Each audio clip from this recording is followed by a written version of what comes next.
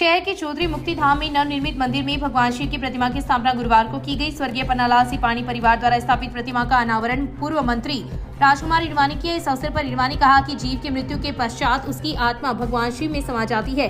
यहाँ आकर संसार के सभी मोह बंधनों से जीव को छुटकारा मिलता है। शिव की प्रतिमा स्थापित होने से यहाँ अनेक आत्माओं को चिर शांति प्राप्त होगी और इस नेक कार्य के लिए सिपाणी परिवार का आभार प्रकट किया। इस अवसर पर पूर्व पालिका अध्यक्ष रितु कल्पनाकांत, तेज करण सिपाणी, रणजीत सिंह सिपाणी, लालचंद सिपाणी, दर्शन सिपाणी, मनोज बेगानी, सुभाष चंद्र बैद, प्रताप बोथरा, नीरज बैद, अशोक वर्मा, लक्ष्मी नारायण चंगोईवाला, विकास निर्मा, अशोक वर्मा, रमेश, सुदामा सिंधी, एडवोकेट आशुतोष पुरोहित, हीरालाल नोहाल, ओम सारस्वत, गोविंद राम मिटावा सहित कई लोग उपस्थित थे।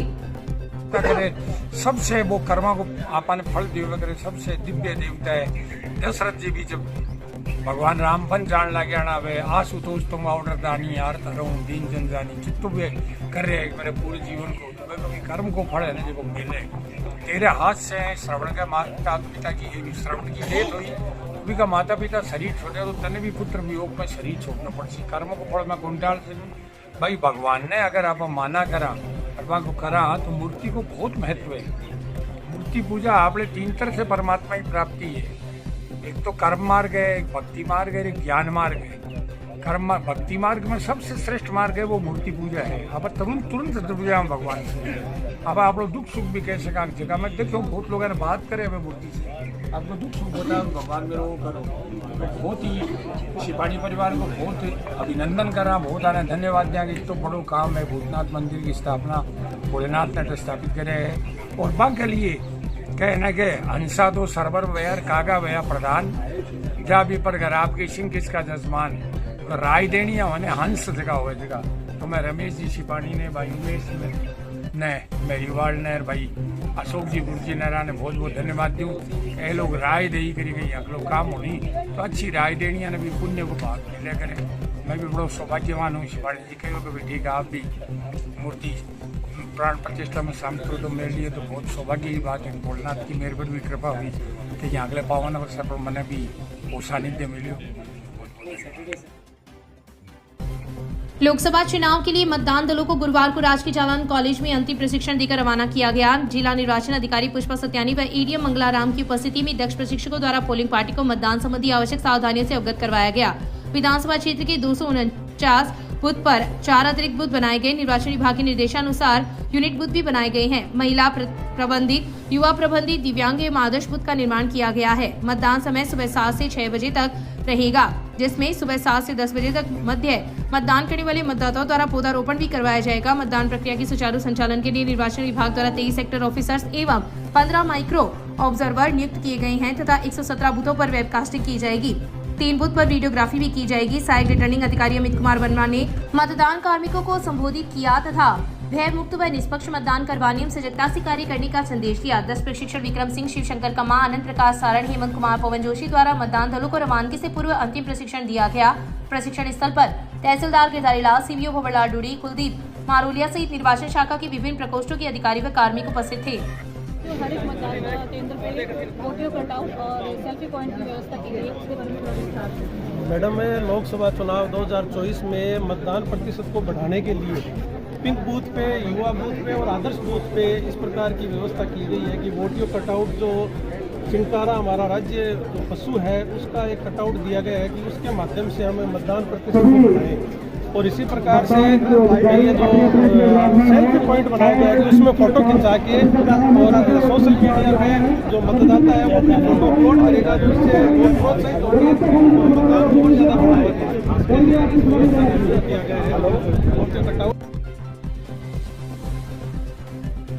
लोकसभा चुनाव में मतदान प्रतिशत बढ़ाने के लिए निर्वाचन आयोग द्वारा नवाचार किया जा रहा है। गत चुनाव में जिन बूथों पर मतदान प्रतिशत बहुत कम था वहां पर प्रथम 5 मतदान करने वाली मतदाताओं से पर्यावरण संरक्षण के लिए पौधारोपण करवाया जाएगा। वहीं राजकीय स्कूल लाचरसर, परसनेव, जालू, बड़ी, गोरीसर, सैला, रत्नासरा, चांदवा व विरमसर में 8 युवा बूथ स्थापित किए गए हैं। वहीं शहर की महात्मा गांधी राजकीय स्कूल पंडितपुर में दिव्यांग बूथ, राजकीय प्रकाश उच्च माध्यमिक स्कूल के एक बूथ को आदर्श मतदान केंद्र बनाया गया है।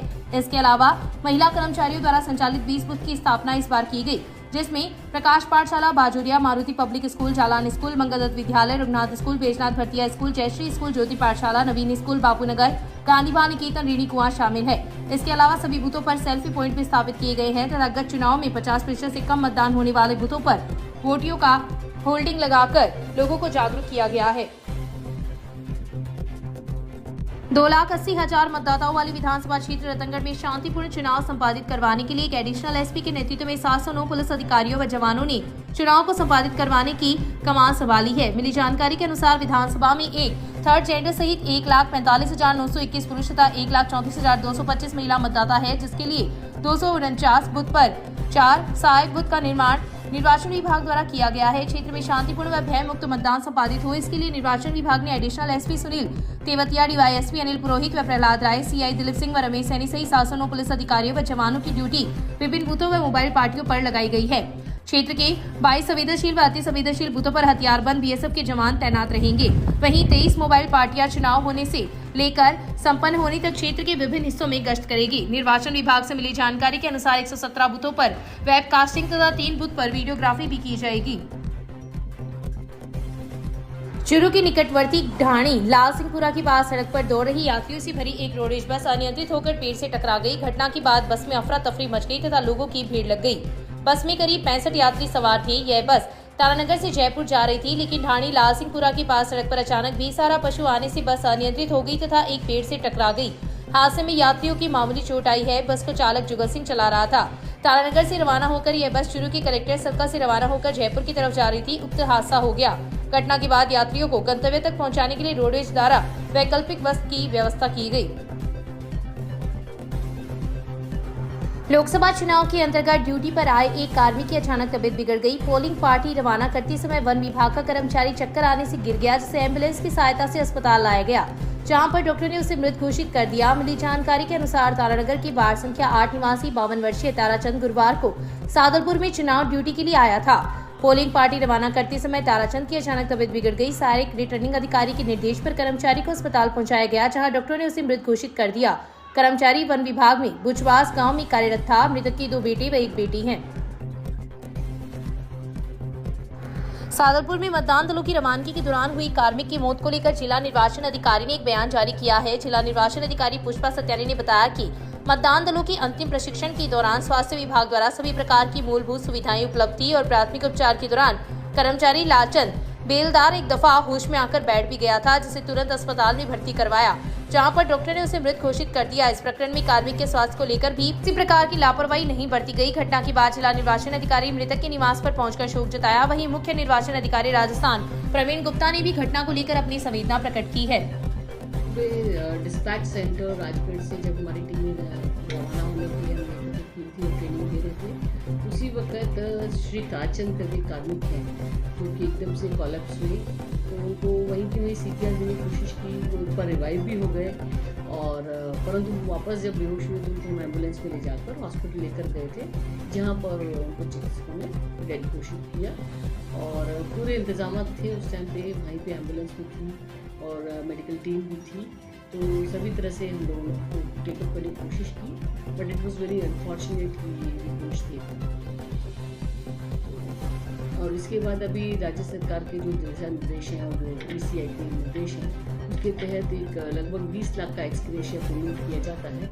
इसको अभी हम लोग करेंगे जारी और जो भी हमारे तरफ से फैसिलिटेशंस हैं वो सारा हमें। ये हादसा बड़ा ही दुखद है और पूरा प्रशासन और चुनाव आयुक्त और सभी जगह से सब घटना को बड़ा दुखद बताया गया है। हमारी संवेदनाएं पूरे परिवार के साथ हैं और कोशिश की जा रही है कि जो इम्प्रूवमेंट है वो रतनगढ़ में पति द्वारा पत्नी की पिटाई करने से विवाहिता की तबीयत बिगड़ गई, जिस पर उसे जिला अस्पताल में भर्ती करवाया, जहां प्राथमिक उपचार के बाद उसे बीकानेर रेफर कर दिया। इस संबंध में पीड़िता के पर्चा बयान पर पुलिस ने पति के खिलाफ मुकदमा दर्ज कर जांच शुरू कर दी है। हेड कांस्टेबल हेमराज बूट ने बताया कि हुडेरा अगुणा की रहने वाली सावित्री पुत्री भगवानाराम मेघवाल ने पर्चा बयान में बताया कि उसकी शादी 2018 में ओम प्रकाश पुत्र शंकरलाल मेघवाल निवासी रतनगढ़ के साथ हुई थी। शादी के बाद से ही पति ओम प्रकाश दहेज की मांग करते हुए उसे परेशान करने लगा तथा 4-5 दिन पहले उसके साथ मारपीट भी की, जिससे वह अपने पीहर हुडेरा अगुणा चली गई। बुधवार को उसकी तबीयत खराब होने पर उसे जिला अस्पताल में भर्ती करवाया, जहाँ पर डॉक्टरों ने प्राथमिक उपचार के बाद उसे बीकानेर रेफर कर दिया। पुलिस ने सावित्री के पर्चा बयान पर उसके पति ओम प्रकाश के खिलाफ दहेज उत्पीड़न का मुकदमा दर्ज किया है। जांच सब इंस्पेक्टर DV सहाय कर रहे हैं।